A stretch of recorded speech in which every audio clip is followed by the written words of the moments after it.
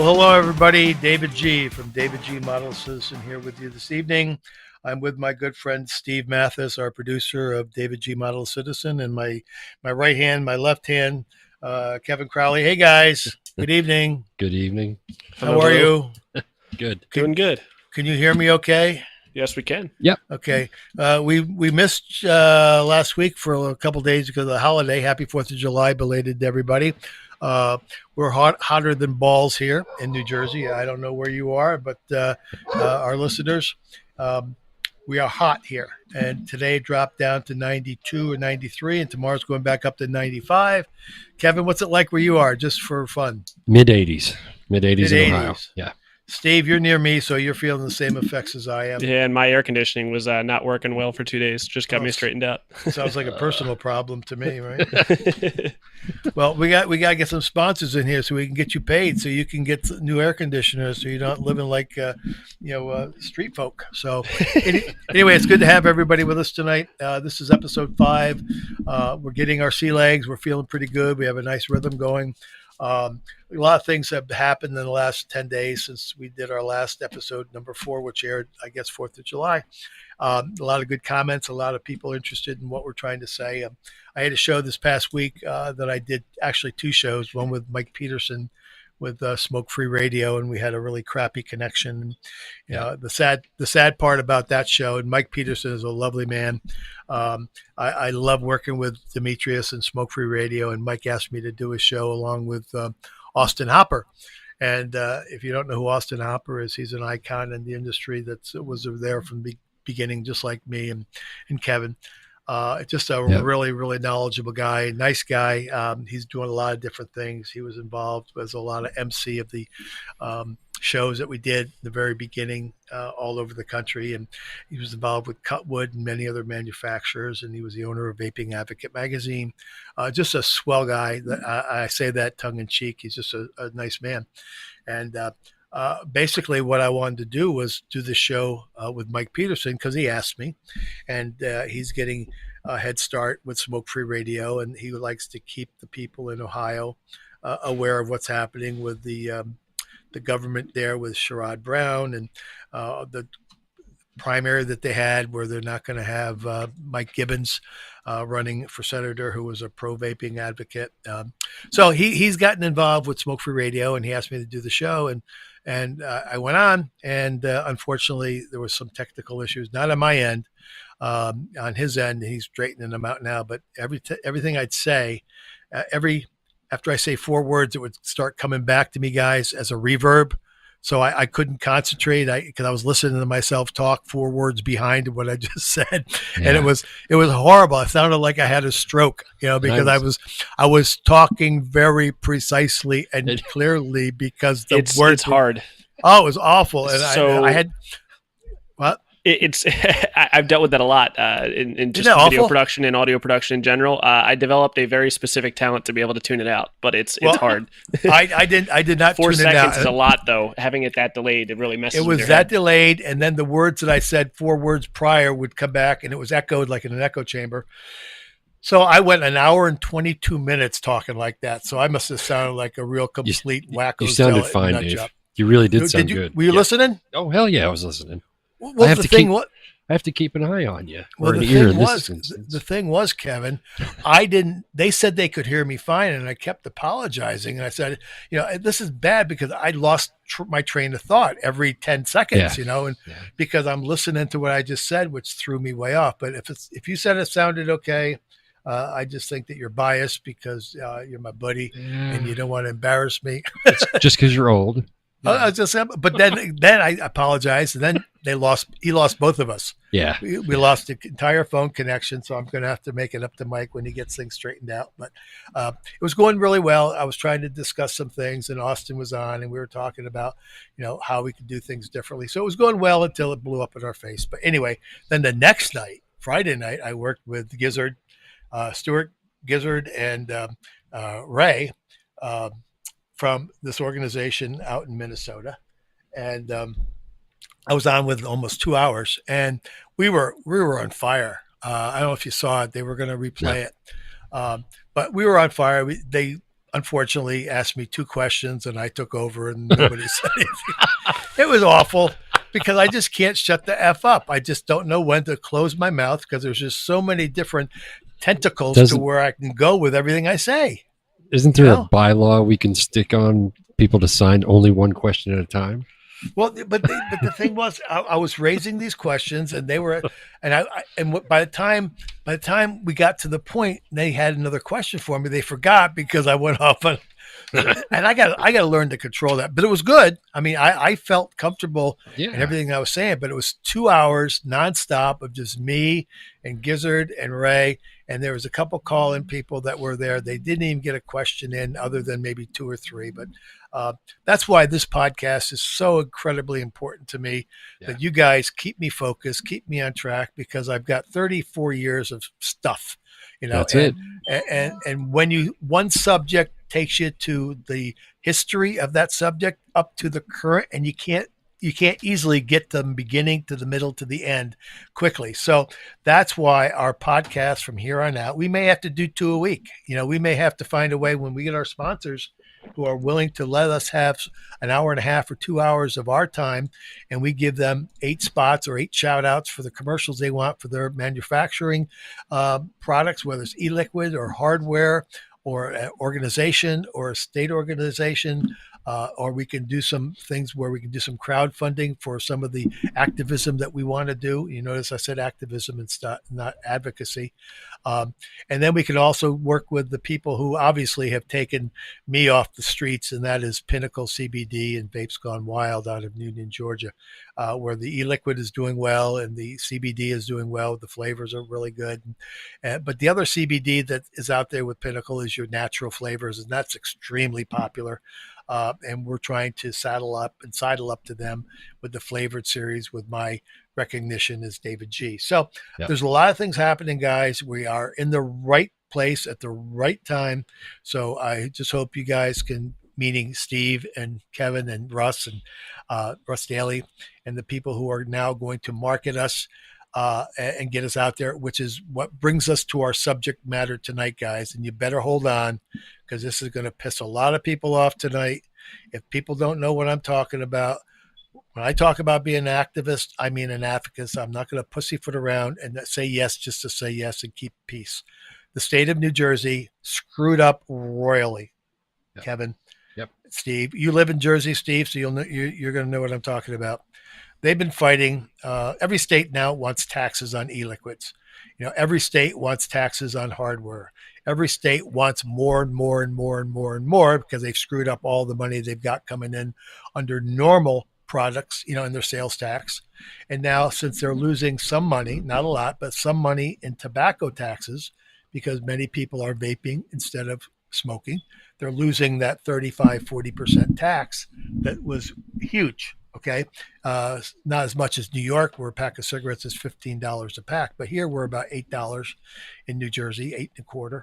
I don't know if you know what they are in Ohio, Kevin, but I think it's somewhere around $7.20, $7.15. Cigarettes are, 6 to 7.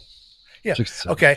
And so when you have that kind of tax money coming in, because it's only cost 6 cents to make a pack of cigarettes, as we've told our listeners before, but we may have some new listeners. So in the beginning of this first 6 months we're on the podcast, we may repeat ourselves many, many times and sound like we've had, we have situations mentally, because we keep like early onset Alzheimer's, because we keep repeating. That's besides the point.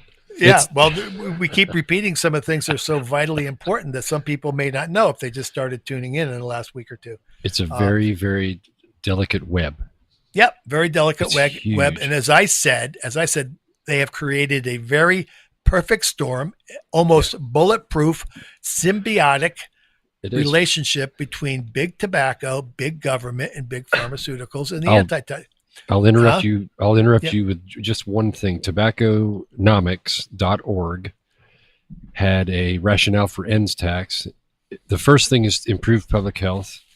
Second is bullet point, encourage switching from combusted to potentially less harmful product, prevent youth initiation, and then bulletproof number 4, raise revenue, replacement revenue sources as revenues from cigarettes and other tobacco products fall. So it's exactly what you said. Yeah, well, the thing is, They have to. smoking, guys, has always stalled at 20%. Yeah. So after the 20%, they're not looking to go down anymore Yeah. because now they've got the new tax bases that are coming in on many states, with like Pennsylvania and the 40% tax on e-liquids. And now New Jersey is going to be a mill tax, and other states have 5 cents per mill tax. So they're getting their money because if you take $6 on a 60 mil bottle and tax, and you're paying $12 or $11.99. People just aren't going to buy it. They'll just buy it online, or they'll just make their own, or they'll black market it, or they'll pirate it, or whatever. So, or they'll smoke. Or they'll go back to exactly right. So these are the things that people have to be aware of before they take any action. And a lot of people, even the vapors don't even know what I'm talking about. You guys do. Steve, you're new at this, so you're learning as you go along, but you've caught on very quickly because you're young. You have a different mindset about government overreach and how things work. And you have I don't know if you're liberal or leftist or conservative or Baptist or Presbyterian, it doesn't matter. You're pretty smart, and your generation that we don't have anymore within our vaping community as older adults, because we were believers. We believe that right was right and right will always win. And that's just so far from the truth anymore that it makes your head spin. So your generation, Steve, has accepted the fact that there is corruption. Corruption is the norm in government. Nobody's shocked when we find out that this senator or that congressperson or that lawmaker is corrupt. We're used to that, but what we are shocked at is when we expose them in the cover-ups there, that the lies that we're told to get to that point and how many people were affected by it. That's what this podcast is about. The David G. Model Citizen with Kevin Crowley and Steve Mathis and Russ Daly and Kristen Norton and Jessica Lacey. These are the 5 people that I'm going to count on to make sure that the information we give you has been presented properly, with truth, with corroboration, with acknowledgement of the fact that it is replicable. And that's what this promise, that I'm making a promise to you from right now, from my lips to your ears, that that's what we're going to do. Yeah. But the state of New Jersey is just awful right now. It's just horrible. They have one organization in New Jersey. Basically, I guess there's 10, 12, 13 brick and mortars who pay every month for their representation in Trenton, New Jersey. And now Governor Murphy just passed a law that it's going to be 10 cents per mil on all e-liquids, and then the floor tax every month on the inventory you currently have in the stores. And I believe there's about, I could be wrong, I'm just guessing here now, but based on from things I've heard, because it depends on who you talk to, guys, but there's about 350 stores in New Jersey, and they maybe have 10, 12, 13, maybe 15 people who pay every month. And that's supposed to give them enough financial wherewithal to have a lobbyist and to have a lawyer. A lawyer works with the lobbyist. The lobbyist goes to Trenton, goes to try to talk to legislators to keep the taxes low. Well, apparently that's not what happened with this group. This group, from what I hear, and there's a lot of politics and a lot of mudslinging right now, people have been asked to remove themselves from this organization in New Jersey and not be a part of representation, even in Trenton. And some of these guys have been in vaping since the very beginning, Greg Connolly and Mark Anton. Yeah. So I'm very upset with this group right now. I'm very upset. It's the only group in town, so I don't even have to name their name, but it's the only group in the state. They had a conflict of interest with their lobbyist, and then he had to step down because his lobbying firm took on a client that was big tobacco, and then the shit hit the fan, and then he stepped down. Then he stepped down. Then they brought in another guy, another lobbyist who did a great job from what I understand from the members. And then they were getting close to having different options available instead of the 10 cents per mil or the 75% across the board tax, which is what originally they were going to have. They fired him, and then they brought back the original lobbyist, and then they succumbed to that 10 cents per mil. So it's really, really a bad situation in New Jersey, and there'll be more details coming forth in the next couple of weeks for you guys. But I haven't had the time or the desire, because I've been so angry and pissed off at the vaping industry this week and the last few weeks because of the crap that's been going on within our own industry. And that's fair to say, because we are slowly, well, let me change it. We are quickly imploding. Yes. You know, and Kevin, you know more than I do on a national and on a foreign level. I pulled my Canadian e-liquid line this past week because of the I said okay. Oh, okay. I thought it was jumping in. I dropped my earphone for a second. I dropped the Canadian line because there was nothing going on up there. The Canadian line, the David G line, was doing well. It was for experienced vapors. It was unlike my David G line in the U.S., where the David G line with Vapes Gone Wild is for the beginning vapor. Okay, it's high nic content. It's a very inexpensive device. It's not a big expensive box mod with coils and apparatus. You don't have to be a freaking engineer to run it. You know, it's a $30 investment to start vaping if that's what you want with my liquids or anybody's liquids. Elderly friendly. Elderly friendly, and you can buy it from the guy who doesn't have SpongeBob on the cover of the box of the e-liquid, or an infringement of Fruit Loops or some, custard cream from Mr. Softy and all the, copyright infringements that's going on. So these are things that I'm not going to talk about tonight because that's a specific show that we can talk about with guests and bring on, make it fair and balanced.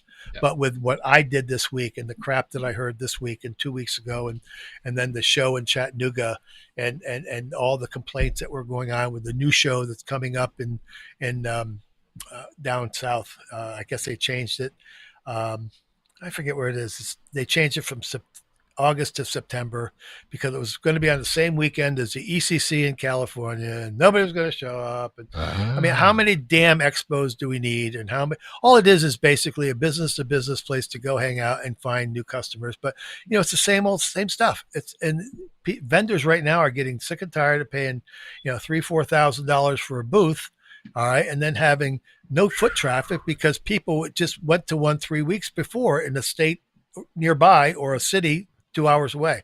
So this is what's happening in the last few weeks that really bothered me. And I said, you know what, girl, let's step away, take a good look at it like I did with the Philip Morris International and the Foundation for a Smoke-Free World. Yeah. Have you heard what's going on there, Kevin and Steve? Have you any idea? No, I'm not sure what you're referring to. I know Smoke-Free World, but well, Foundation for a Smoke-Free World was started by Derek Yock, and the news now is coming. That's really, really. I'm glad I did what I did. I apologize to Derek Yock. I apologize to the Foundation for a Smoke-Free World, and I apologize to Aaron Biebert. Okay. Because I originally thought when they took the $1 billion from Philip Morris that certainly was going to be a conflict of interest. But quickly, I apologized when I got facts from other people who were in the documentary Billion Lives, like Clive Bates and Oliver Kershaw and Dave Sweener from Canada, and Constantino Farsallonis. And there's no way, and the consensus is that Mr. Derek Yock would ever allow Philip Morris to wrangle Foundation and tell him what to do. Oh, okay. I gotcha. So basically what's happened this week is Derek is getting a lot more vocal because he's apparently got a lot of critics like I was in the beginning. Yep. And again, let me reiterate, I did apologize. I was wrong. I didn't think it through quick enough. I didn't talk to not many people. I just did a, general one size fits all assumption that, what they were doing was a conflict of interest, but it's not. Okay. Right. No, that's my opinion based on what I've heard, read, and I've seen them commit to. So there's no way that the foundation is going to let Philip Morris tell them how to run this foundation. No. And of course, their goal in the Foundation for a Smoke-Free World, is to eliminate combustible tobacco, over the next, 10, 12 years. Okay. Now it's a good thought in theory. Of course, my response is, well, you could end it today if you just stop growing the shit. Okay. But we know that's not going to happen. That's never going to happen. But if we can, along the line, support Derek Yock and the Foundation for a Smoke-Free World, which I am willing to do, because I am all about any tobacco harm reduction, as I'm sure you are. Yep. Okay. The only conflict of interest that I have with anybody is big tobacco owning and buying the devices that we as an independent public came up with. And now some of the rich people are getting even more rich, because they're selling out, which, I have my opinion on, but that's okay too, because I believe in capitalism. All right. And I believe that, Kevin, if you and I had a store and we had a device that was so unique to the industry and it met all the qualifications and had reasonable regulations and criteria for, being made properly as far as an e-liquid and iOS 7 lab where it's clean and, and clinically sanitized and you know what you're getting. Yeah, and then somebody comes along and wants to buy it like they did with Von Earl, and it became My Blue under Fontum Distribution and Imperial. I really don't have a problem with that anymore. I'm at that point where I'm a big Right. boy. Right. I understand how capitalism works, and I understand free entrepreneurship. And anybody who got into vaping 8 years ago or 9 years ago, many of them are doing quite well financially. It's not me, and it's not you. Nope. Okay. Me. And it's not Steve because he's a newbie here, but I probably should have done something had I had a different personality and had a different philosophy on how to help continue to save lives. So that's just a pat on my back that I didn't sell out early on, and I never will. But Yeah. my point is, the Foundation for a Smoke-Free World, I'm going to throw my support behind them. I'm going to get everybody I talk to who may be confused like I was. I'd like to give them an education and let them know that, yes, the concept is good. Let's have a smoke-free world in 11, 12, 13 years if it's doable, which I don't think it is. I think the tobacco lobby is so powerful that if Philip Morris is doing this just because it's a wolf in sheep's clothing, which it may be, I don't know, but they're Right. trying to get some good press and a good public image, and this is how they're doing it. Right? I watched the Scream test. I'd never really heard the term Scream test before. Smoke Free World came out. I did something with the Daily Vapor, and it was a Scream test kind of thing. Here's the thing: if Derek Yack, and I was on the fence at first because there's so much stuff inundating your brain every day that, okay, well, Philip Morris is funding this. How is it they're going to, oh, wait a minute, Derek Yack. Well, I don't know the guy. I saw him in the movie Billion Lives, and I know little else about him, but I know who he was. And the fun part about this is somebody like Simon Chapman, one of your pals, can say, well, they're going to do this biased research, but it's researchable. It's replicatable. If I say this is blue, then Dave can take it and say, well, you're right, it is blue. It's science, it doesn't change. So they're full of shit, in my opinion, if they think these guys are pulling wolf in sheep's clothing kind of thing. That's my take on that. Well, I don't think I'm all for it now. I mean, I really am. And if the tobacco companies have to give 10 billion or 20 billion or whatever they have to do to, Austin Hopper and I were talking about that. We can't blame big tobacco for all of this. Okay. They got away with what they got away with. Yes, they lied. Yes, they were corrupt. Yes, they were racketeers. Yes, they did horrible things, but no more horrible than what our legislators and lawmakers did. Nope. Okay. And as a private entity, I can't stand the big tobacco companies. That's just me because I work for them and I know what they're all about. But I never really worked for big government. I worked with them. I never worked for the haters and the fear mongers. I sidled up to them, and I was a part of their independent contract to spread their lies, and propagate their myths and their that I didn't know were myths. I thought they had documentation and justification for all the lies they created, all the misinformation that I was putting out there. I mean, who was I to question American Cancer Society, American Lung, American Heart? Who was I to question? Huh? You should bite your tongue, right? Yeah, I just bit my tongue. I was learning as I went along, and I believed that what they were telling me was true. And for the most part, their intentions were pure, that smoking kills. And yes, the big tobacco, big bad wolf was, cruel and mean, and they were. Having worked both sides of the fence, I could tell you from my lips to everybody's ears, yeah, they are corrupt, but no more than these politicians that get voted in, who leave office, 10 times richer than they went in. Yeah. Okay. These people are not in the private sector. They work for the public. They work for the United States citizenry. They work for the people who put them there. And they just turned around and stabbed them in the back, threw them under the bus, and made fun of the fact that they're just no longer human beings. They're anecdotes to their cause, and that's the kind of show and program I want this to be able to, uncover and unearth. So people who do have maybe misguided information that's causing them to say, hey, I'm not going to vape, or I'm not going to try a tobacco harm reduction product, whether it's snus or whether it's IQOS, or whether it's Views from RJ Reynolds or Mark 10 from Altria. Yeah. Whoever's making something that's going to help you not to smoke cigarettes, we are all for it. I think we're all in agreement with that. Absolutely. The bullshit and the nonsense about Tobacco 21, every stat that I've ever looked at says 93% of smokers start under the age of 18. Correct. Okay. All right. So if they started under 18, it was 18 to buy them. Then what the hell is turning it to Tobacco 21? What is that going to do? All it's going to do, it's going to be a feel-good legislation.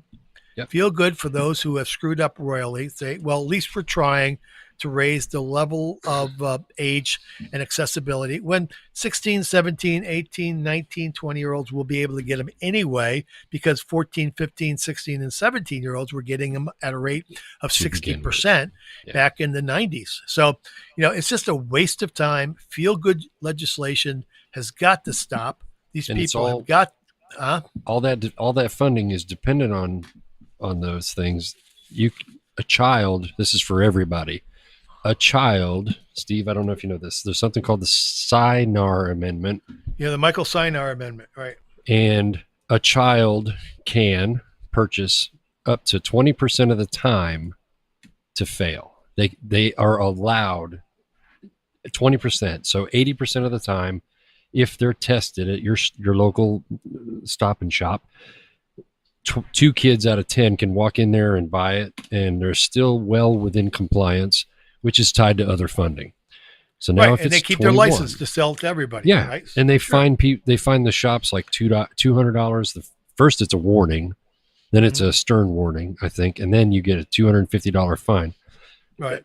At 21, now they're going to change it to 21. So 20-year-olds are going to come in, and they may actually get caught more. Now they're not doing their job. So we need more money. Right. It's all money. Yeah. So with that being said, the Tobacco 21 feel-good legislation, these lies about where we're down to 13.9% of the adults smoke combustible tobacco. It's a bunch of crap. And then 3 days later, the Truth Initiative comes out and says it's 18% or 17.9. 2 weeks. Yeah. You must have inspired a lot of people.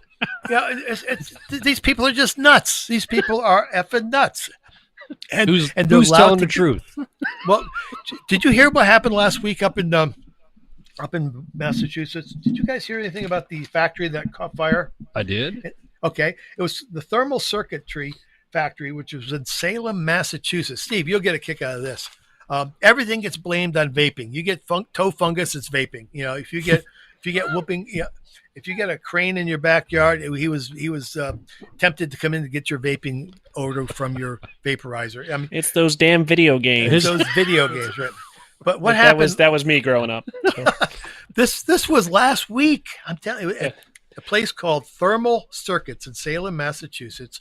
20 employees, got taken to the hospital because somehow they inhaled chlorine, I guess. Okay, and some idiotic reporter, her name was Tiffany Chan. I'm glad you had it. I didn't know it. Okay, Tiffany Chan. She worked for the CBS TV affiliate WBZ or something like that. She went on air without any fact checking whatsoever and said that the Thermal Circuit Manufacturing Company was an e-cigarette manufacturing company. They have never made e-cigarettes or e-liquids or anything to do with vaping in 55 years they've been in business. They make foils, flexible foils and coils for heaters, not e-cigarettes, but no one checked her, not even the editors. And then that story got picked up by 4 or 5 other stations, or maybe 6 stations. Okay. And not once did anybody correct it. Nope. These people have never made e-liquids, and everything all over the news up in the northeastern quarter of the United States thinks that this factory sent 20 to 30 people, who worked at this e-cigarette factory at Thermal Circuitry to the hospital. And that's how it was left. So and who knows how? There was a previous incident. This was the second incident in the same night, I think. Yeah.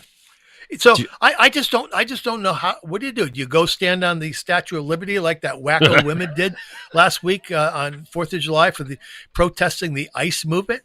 And all I said, you wouldn't believe this. You probably saw it, Kevin, because you follow me. I posted something about how this woman was on the Statue of Liberty protesting ICE, and within 30 seconds, the whole world knew it. Okay, Yep.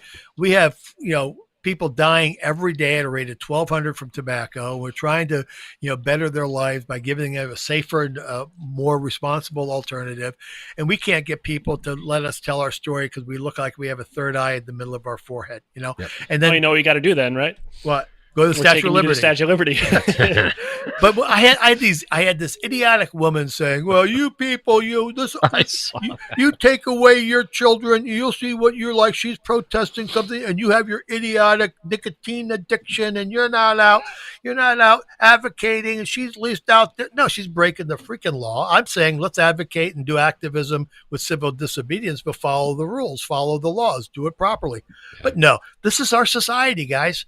Our society is like this Tiffany Chan, this idiot. I guess she's a woman, unless she's a guy with a name. I have to be careful because what you say, you can't say girls anymore. You got to say women. You can't say fat. You got to say calorically challenged. You can't say short. You got to say energy efficient. You can't say passing gas. You have to say hygienically flawed emissions. So everything you say, you got to think before you speak. And I don't have that prerogative. I don't do that. I don't have a filter on my mouth. So I'm always going to get in freaking trouble. Is it Kevin, Tiffany? Tiffany, is that her name? Tiffany Chan, Chan. I'm thinking it's a woman. I'll say Tiffany's an idiot. Okay, Tiffany's an Period. The idiot. Okay, at WBZ. Yeah, I mean, and it's more of an indictment of modern journalism than a specific outrage toward the vaping industry, I think. I mean, has she been someone that's specifically out about this before, or just took? I don't know. I was so angry. I didn't even want to Google her. I have a feeling it's just a case of just taking a hot button issue and throwing it at seeing what sticks in the interest of views and clicks online. But I thought editors at newspaper, nonetheless. But I thought editors in journalistic situations have to review the copy and make sure there's fact checking going on. Well, that's assuming that you can still consider it as journalism. Basically, there's stenographers who cut and paste, like I think I mentioned before. It's just look at any local TV station nowadays and try and claim that as professional journalism half the time. And now I'm not normally the person to be like, oh, fake news, blah blah blah. But it's just. But when you're like watching most mainstream entertainment, and when you're in the kind of business that I'm in and Kevin is in, where we want to bring information, we look at something, we read it, we digest it, we see how plausible it is and how real. And then you get hit with the fact that 3 actors who are still alive, they died this week, or now Kate Middleton is now pregnant with her 4th baby. It's been confirmed, but it's not true. And Dave's on the Statue of Liberty. And Dave's on the Statue of Liberty. He's got up to the crown point right now, and he's getting naked. It's all stupid stuff. It's all. And then Rod silly. Cochran from Vape Radio is going to join me because he likes to be naked and I don't. So you get a base jump off the crown. So how do you reach people like this idiot who was questioning me and my activism? By saying she didn't know who I was. She just saw that I posted the fact that within 30 seconds, the whole world knew about this woman on the Statue of Liberty protesting ICE. And she said, well, that's a really important thing. And I said, well, what about the 500,000 kids that are in foster care? What about the, kids who get torn away from the parents who go to jail because they broke the law, and they're in foster homes and they're being taken. So I don't want to get into that political realm anymore with immigration or with Trump or, I know who I like. I know who I'm going to support and I know what I'm going to go after. And that is a problem that I have a solution for. And the problem that we have with vaping, Kevin knows about this. Steve, you're going to know about this. We haven't got enough of an army behind us. We got an imploding vaping industry. We got a bunch of wonderful people who mean well. They really do. They're just misguided in the fact that they've gotten greedy. A lot of them have gotten greedy. So they'll go spend like they did 2 weeks ago or 10 days ago. They went down to Washington. 160 people went to Washington with the VTA, where 160 people went from, I think, 28 states or 24 states and maybe 100 and I forget how many stores, but maybe 28 different stores. I don't know. But a lot of my friends went down there for 3 days, and they're going to go meet all of these senators and Congress people, and they're going to have a VTA, which is Tony Abood, the Vaping Technology Association, and now they're starting to come on gangbusters at the state level, which is fine. I'm all for that. But you also had Safada and CASA, who are no longer a part of that particular group because they're all vying for the same memberships. Yeah. So there you got your first. You don't even need big tobacco and anti-tobacco and campaign for tobacco-free kids to screw that up. No. We are doing it royally all by ourselves. Yeah. And then you got the the New York State Vaping Association has become an affiliate with Safada, which is great. There's no other group out there that works harder than the New York State Vaping Association, which is Michael Frenier and Cheryl Richter-Smith and Andrew Osborne. And, they just work their asses off going to Albany, and they get very few wins, but luckily this time they've gotten a couple wins, and their membership is getting better and better because they don't give up. And these people are hard workers, and now they've joined Safada. And I guess VTA was going to be a part of them, but they didn't work it out. I guess it got too political, and who's going to be in charge. And that's what I'm talking about in the very beginning of the show tonight, guys, is that we are imploding. We're our own worst enemy. We're doing this to ourselves. And for some of the people, they deserve it.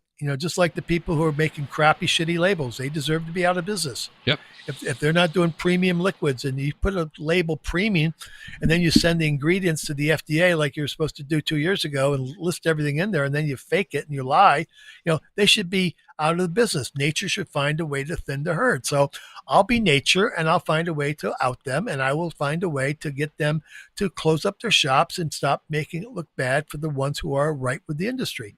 And so that's the flavors and the stupidity has been around for a long time. And the industry I'm not saying the organizations, I'm saying other vapors didn't care. They didn't care. Mm-hmm. And they defended it and supported it. And now all of a sudden, once it got too big, they went, oh, that's wrong. It's been wrong, idiots. Right. Don't do it. Yeah, and I'll call them out too. I'll call them every single time. Yeah.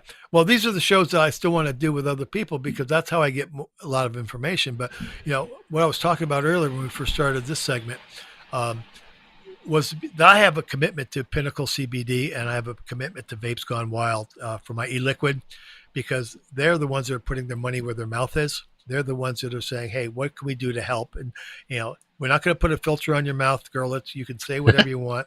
And I said, I'm going to do what I can do, but I'm only going to do it with the people that I trust. And that's why Kevin Crowley has been with, and I'm not blowing vape up your butt, Kevin, but you and I have been talking about this for 2 years. And every month I say, well, next month, Kevin, next month. Yeah. And I think right now I've gotten calls this week about how can we help, how can we become sponsors. And, so this is where we've gotten to a point now where we've got 3 years left before 2022. All right. Mm-hmm. I can tell you very, very for sure about Juul. We've mentioned it every time I've done an episode. As a matter of fact, I went out to dinner. I had a chef salad with my wife tonight at the Berlin Diner here in Berlin, New Jersey. Yeah. And I'm sitting across a table from 3 guys. And the 3 guys sitting there all had a briefcase that said Juul on it, Juul. Really? And yeah. So I guess who had to get up and go over and say hello? I did. I went over. I said, hi. I said, are you guys from Juul? And he looks at me and goes, no, why? And I said, oh, yes, you are. And he laughed. He says, well, most people don't like who we are. So we kind of, we should have turned our brief. No, I said, I'm all for you guys. I am all for Juul. I know you're not marketing the kids. Campaign for Tobacco-Free Kids is, and that's where I got that from Kevin. Yes, they are. Because they are. Okay. And I said, I'm on your side. I don't care if it's high nic, 50 milligrams of nicotine. If that's what it takes, it's working. If it's working, it's working. And do I believe kids are buying it? Maybe, but they're not. They're also buying Parliaments, they're buying Cools, they're buying Camels, they're buying Winstons and Marlboros. And I said, you can't tell me they aren't. And those people who are saying that this is an epidemic are full of shit. Okay. Yep. And I said, I wanted to shake your hand, let you know that I live here in Berlin. I said, where are you from? And he said he's from the main company, and he knows the same people I've known from Juul since the beginning, which is Gar and Adam Bowers and James and a couple of Stephen Hong and So all these people who know who I am, and he knew about my Von Earl experience being thrown under the bus. So, these are good people. These are not bad, horrible people. Okay, so they weren't there to take you out at the restaurant. No, they were there having a salad. And I said, "What are you doing?" I said, "What are you doing in Berlin, New Jersey?" And he says, "Well, we're trying to find stores that will carry our line." Are you said, "You need more? Carry your line. You got 70% of the market. How much do you want?" 70% of the e-cigarette market. 70% of the e-cigarette pod system market. Yes, and that's just here. I think it's even more over in Japan and Europe. But as long as you didn't have dead fish sitting on your plate. No, I had chef salad because I'm trying to lose my love handles. So the other day with Mike, with Mike, with the show with Mike, I thought the FDA kidnapped you. So I'm worried about you, Dave. Oh, okay. Was that? Austin texted me. Austin Hopper said, "What the hell happened?" I said, "I don't know. I don't know what I was even saying, so I don't know what was heard and what wasn't heard because it was such a shitty connection." How coincidental! You're looking at three guys from Jewel. But isn't that amazing? And I said to my wife, I said, "These guys are from Jewel." She goes, "What's a Jewel?" Because my wife doesn't have a clue. I don't carry my. She's better off. She's better off. Do you get your kids involved, Kevin?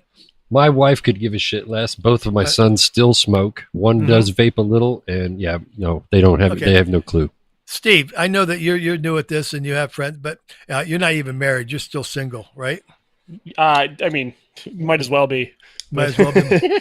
Do you share your work with her? Yeah, but I mean, a little bit. Well, my point is, my wife's sitting there, and I said, I gotta go over and say hi to these guys. She goes, what now? I said, I'm just gonna go say hi. They're with Jewel. She goes, what's a Jewel? And I said, this is what. Then I have to explain to her what it is, and she hears me all the time talking about it, but she's totally oblivious to it because she has no interest in it. Okay, she has an interest in her family and her kids, her grandkids, me, her house, her friends. She's not worried about immigration. She does hate animal cruelty. She does hate child abuse. She does hate all the things that we've been forced to watch this last couple of weeks with the deterioration of the illegal families coming in. They get separated from their kids. That's pretty heart-wrenching. That's right up there with, seeing abused animals and abused children and, kids at Shriners and kids at St. Jude's. I mean, those are things that we care about because they're in our face every day. But I couldn't tell you, within 10 words, how do we fix this immigration problem other than what Trump's trying to do? But that's just my opinion, and you guys may have a totally different one, which is fine. But that's not what this program is going to be about. This program, Kevin, is to share with you, and you share with me the information that makes sense to you who has similar passion to mine. Then we pass it on to Steve Mathis, and he then puts it into some sort of a file editing wise to where he gets it out on a weekly basis and maybe twice a week or 3 times a week or every day for that matter, if we can get a running start with this. And I think we already have. So this is something that goes back 30 years. It's in the current status right now. And we are in the final stretches with the FDA to see who's going to win this battle by 2022. And I'm afraid I already know the answer because I've already predicted it since 2013. Twice. Okay. You've done this twice. We've done this twice. Yes. Yeah. And we have reached, but maybe I wouldn't feel good about myself or you helping me, Kevin, if we didn't try. Okay. Nope. So I think that's where, when I joke about you keeping me out of jail, I don't have that fear anymore, but I do know that I need you to keep me honest. Okay. Yeah. And I mean, honest in a way of, I may not be dishonest intentionally, but I may say something that may not sit right with you because you've read maybe a little bit more about the real news behind it than the fake news that I was preceded with as far as the headline. So these are the things that we are committing to our listeners. If they want the real truth, the whole truth, and nothing but the truth, then we're going to have to get out there and share the honest to goodness truth. Now, if the organization in New Jersey wants to sue me for slander, go ahead. I got the letters. I got the emails. I got everything to back it up. I haven't even run it by you, Kevin. That's how quick and fresh this has been in the last week. And then we didn't have the podcast last week that I wanted to get out because of the holiday and everybody's busy and life gets in the way. Yeah. And I'd rather have a podcast that has some quality content than just consistency with all foam and no beer. You know what I mean? Yep. So I think we're on the right track here with what we're trying to do. And I just did want to share that Tiffany Chan story with everybody, because that's the kind of bullshit we are looking at every week. I did want to share the New Jersey organization for vaping that's really in the toilet as far as I'm concerned. And they hopefully will get a new organization or start up a different organization so that we can at least save some face with the public out there, the state of which I live. That's a little embarrassing, living in this state and then having a producer, Steve, who lives in the same state, and we can't raise a stink because we're afraid. I'm not afraid of anybody. Nope. And I got the truth behind me, and they can do it. I got a good lawyer as well. I have a really, really, really good lawyer. Okay. And right now, if they want to play political theater in the state of New Jersey, in the state of Ohio, in the state of California, and they can play all the political theater that they want. But the actors that they are bringing in to do those 255,000 anonymous, bogus bullshit, comments to the FDA on vaping, and then at least the FDA came forth and said, "Hey, we got screwed royally here. It shut down our servers, and we're going to do an investigation." And I'm going to guarantee right now, and I'm going to put it out there, I would bet you the hair in my ass, okay, and I have some. Okay. I'm ready.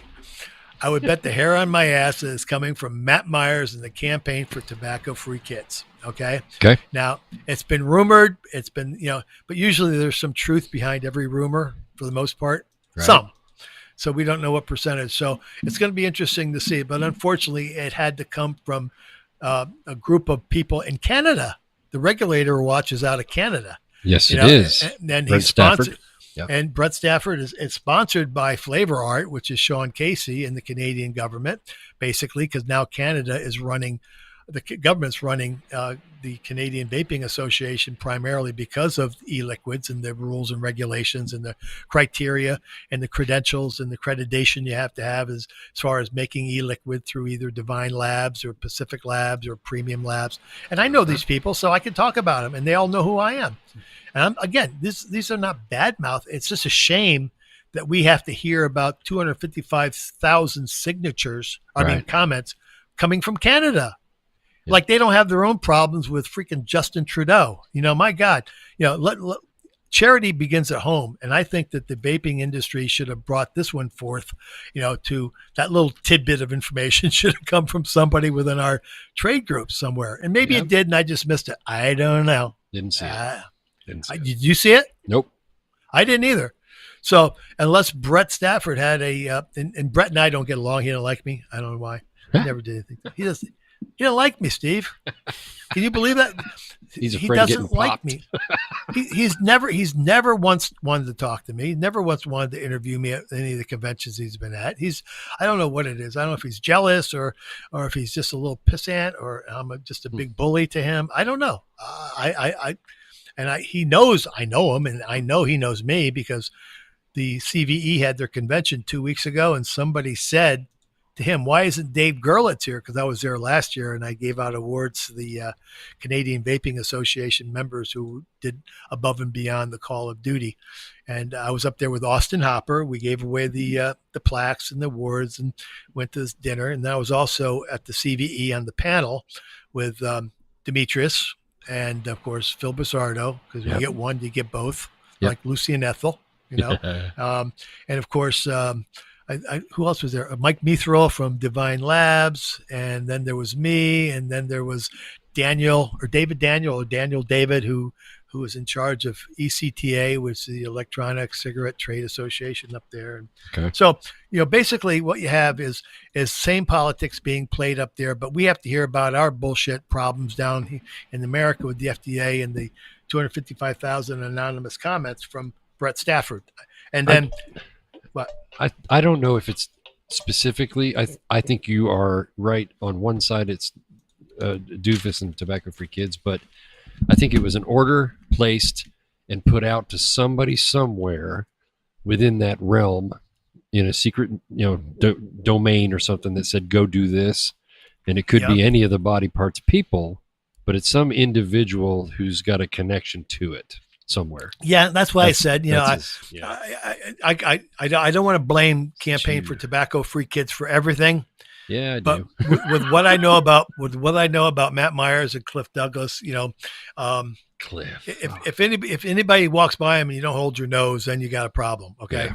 Because, they're involved and they know what's going on. And I don't think a whole lot gets by them without their knowledge or a wink or a nod or something. But maybe I'm wrong. I could be wrong. And I would apologize if I find out it wasn't them. But I can only assume based on history and past track records, where we're going to go with this as far as, all the comments that are coming into the FDA. I think it's all a bunch of bogus theater anyway. We shouldn't even be at this point. But you're right. And when this airs, it may be over. But if anybody's listening that can voice their opinion to the FDA, do so. Mm-hmm. Do it anyway. Doesn't matter. See, all these people who are feeling so powerful, and we have a lot of them. Even in our industry, we have a lot of people who think they're above reproach and they're very powerful people. But as well as I do, and I'm not even a politician. I didn't go to college. I'm not even a smart guy. I barely got out of high school. But I do know that absolute power corrupts absolutely. Yes. Absolutely, without a doubt. And there's very few people who can get away with being corrupt without getting caught down the road at some point, because karma's a bitch, and they should get caught. But I'm just not really happy with the industry this week and last week. You got groups that are getting more reputation, more political media attention, and that's like Hands Off My Cigarettes, the Citizens for Tobacco Rights. They're getting pretty vocal. They live in the moment. They're worried about it. And I like all the people who are involved with suing the government. Clash. Yeah, they're suing. Is it New York? Yeah, Audrey Silk. Audrey Silk. She's suing because people now can't vape or smoke in their apartments, right? Yep. And public housing. Public housing, exactly. Yeah. And Audrey Silk, she's a warrior, man. Audrey Silk is I wouldn't want to tangle with her. She's a former police officer, and I like her a lot. I've done a couple things with her up in good when Bloomberg was trying to ban smoking in the public parks. Yeah. I went up there and I walked around kind of like, kind of like a Gestapo. I was dressed up in the jack boots. But Sweet. she's a good lady. I like her a lot. I actually cut for a minute. Cut. Yep. I actually donated to that. I can't see it at the moment. They had a GoFundMe on, and I did donate it, and I tweeted it as well. And it's people can't choose, and they're living in public housing, and they're taking that away. Yep. Under false pretense. It's all under false pretense. Of course. And every bit of it. And of course, you got the three worst politicians against vaping. You know who they are, right? We talk about them quite a bit. Dickie Durbin. Durbin. What's her name? I don't know. I forget.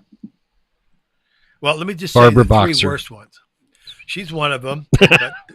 But the other Dickie guy is Dick Blumenthal from Connecticut. Oh, yeah. And Charles the Schmuck Schumer. Okay? Yep. I forgot about Schumer. Well, I threw in, Dick Durbin, Dick Blumenthal, and Chuck Schumer. Those are the three worst, and they're not going to give up until we bring them down. And and none of them wanted to interview with me. None of them wanted to debate me, and I don't know if I want to debate them either, because when you got two people arguing, and people look from a distance, they don't know which one's the idiot. I would always like to rise to the top on this one. But they can play all the fun facts that they want, which are basically false. And I just have to continue to make sure that the sponsors that we do get in, guys, okay, whether they be manufacturers of devices or hardware, whether it be Aspire, whether it be Jaywell, whether it be Boulder Rock, or whether it be for a pod system, or whether it be Odin, or whatever we choose to bring on, anything is better than the alternative of smoking combustible tobacco. So we're not going to be very selective. Anything that's tobacco harm reduction, we'd be willing to, shout out to, and because we do believe it, and I think we're all in agreement. So it's not like we would be, cutting our nose off to spite our face. Just like Vape Radio is not taking any political donations or sponsorships from anybody that is attached to tobacco. And okay. I thought, well, that's good. Yeah, but why would you? But then again, I'm seeing where everybody's now starting to sell out, where you got Avail Vapor is now 51% owned by Philip Morris in Altria. Of course, we know the story with Von Earl selling to Fontum and Imperial Tobacco. Yep. And you got Juul that's on the way out to sell to Big Tobacco. And I keep saying it because I keep believing it. And I keep hearing the same stuff. And no one says, hey, he's wrong. No one says, from Nobody. Juul calls me up and says, Dave, we're not selling. We're not selling. They don't want to talk to you anyway. No, they don't talk to me because I might, you might hurt their feelings. I might tarnish their image, Yeah. because they are such pure and decent people in the tobacco business that have always had a free pass. So Yeah. I'm not going to worry about that too much. Yep. All right. Again, speaking about the conventions, just so I don't want to spend too much time on the conventions, but there are way too many of them. I know there's 5 or 6 in the next 2 months, and I'll go to 1 or 2 of them, but I can't go to all of them. I don't want to go to all of them, even though my companies that I work with, Pinnacle CBD, has the most wonderful e-liquids tied in with their flavors of CBD, because I've tied the two together because I believe in the protocol of, we've mentioned this before, and I'm sure you agree. And if you don't, tell me. But when smokers generally quit smoking and they start vaping, they generally aren't healthy in other areas of their life. Right. So why not add to this, eliminating and reducing the amount of stress levels, when you feel crappy anyway, because smokers generally aren't running marathons. They probably have cardio issues. They have maybe weight issues or underweight or overweight. So plus the aches and pains from being sedentary and, normal arthritis and getting older. So, with Pinnacle CBD, who's given me every opportunity to rise to the top with the cream of the crop company that Pinnacle is, along with my e-liquids that Trent Struck from Vapes Gone Wild has given me the opportunity. We're going to be very selective in what we align ourselves with as far as a device. If we start with the starter kit for people who want to quit. And when people do want to quit, guys, we're going to give out the email. Steve, you can take care of that. Pass out the email if they're interested in the starter kit. All they have to do is send us an email, give us a name and a phone number, a name and an address, a name and a messenger, or whatever, that we can send a device to them so they can try it. And we got sponsors that are ready to, put it out there for the first time. Awesome. Because people should pay for something that they really want to see value in it. You agree, guys? Yep. Yes, absolutely. Steve, you there? Yeah, no, I had myself muted and I realized I didn't click it before I started talking again.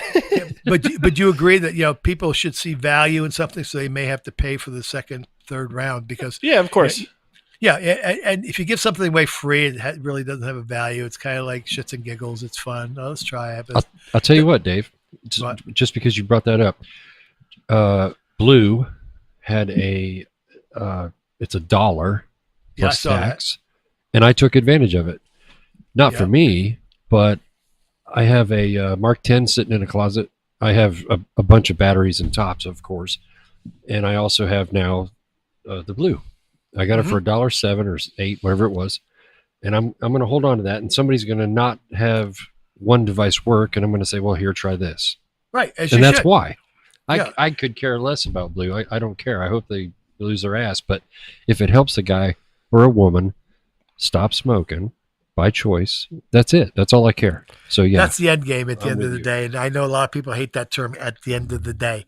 It's true. At the end of the day, if you stop smoking or you cut down or you curtail your normal intake of 4,762 chemicals, gases, poisons, irritants, vapors, and pesticides, and you've cut it down to the 5 ingredients, which also and bullying. And yep, exactly.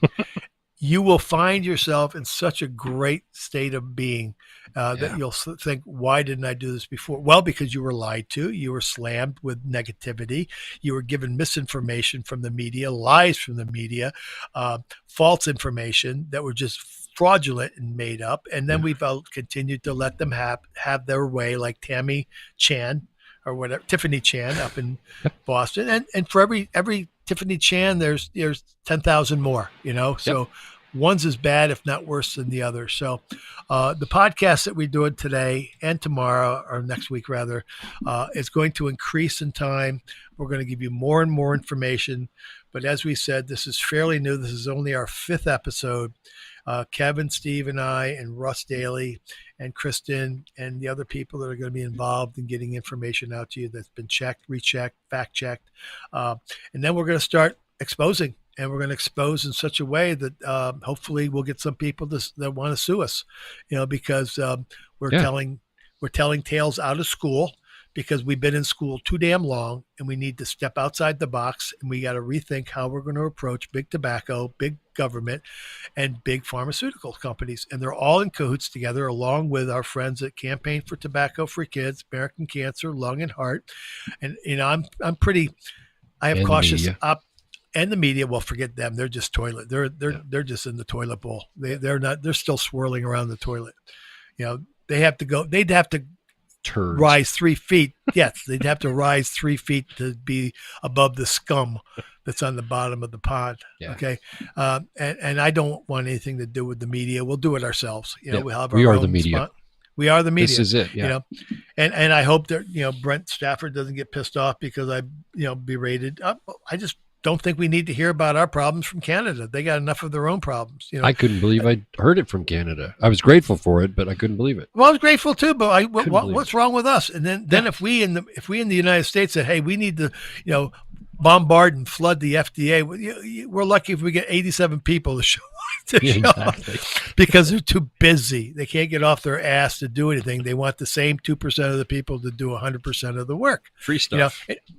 And now I'm starting to sound like I'm getting preachy, and that's when I decide that it's time to hang up, because we can't keep talking about the negative stuff. I've had enough negativity this last week and the week before to last me for quite a while. So hopefully by next week we will have some good news. We will have some improvements in the vaping situation.